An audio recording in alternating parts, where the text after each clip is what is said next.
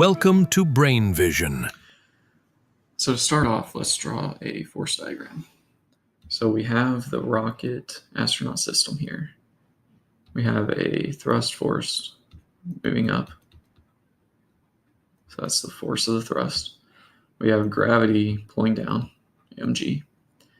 And we have a net acceleration up,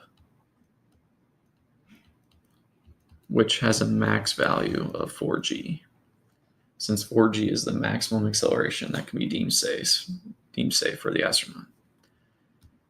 G in this problem is positive 9.8 meters per second squared.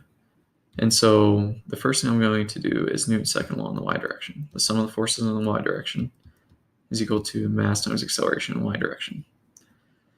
Well, the sum of the forces is just F thrust minus mg. That's equal to mass times acceleration in y direction. This means that the thrust force is equal to mass times acceleration in y plus mass times g. And now here's where we plug in our maximum acceleration, being 4g.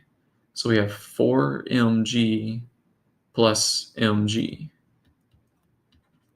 which is just 5mg. And then plugging in the mass of the rocket and g gives me a thrust force of 1.1025 times 10 to the 8 newtons. Since the mass of the rocket's a given, and so is gravity of Earth.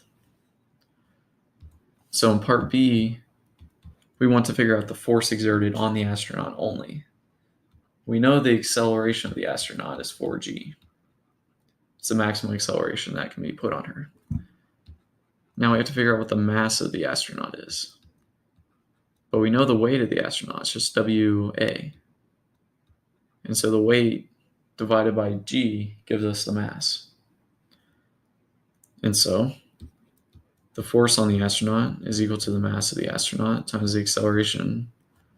I should indicate these by capital A's, so let me do that.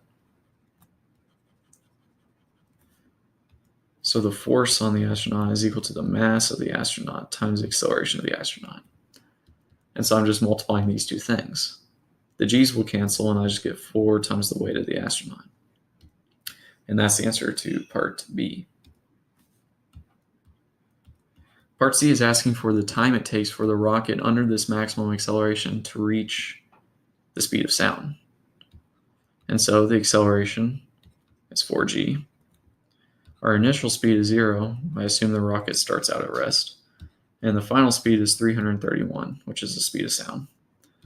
To answer this, I'm going to use the kinematic equation v is equal to v naught plus acceleration times time. I'm just going to solve this for time, where these are my knowns. And when I do that, I get 8.44 seconds, which is the time it takes for the rocket to get to this velocity, the speed of sound. And that's the final.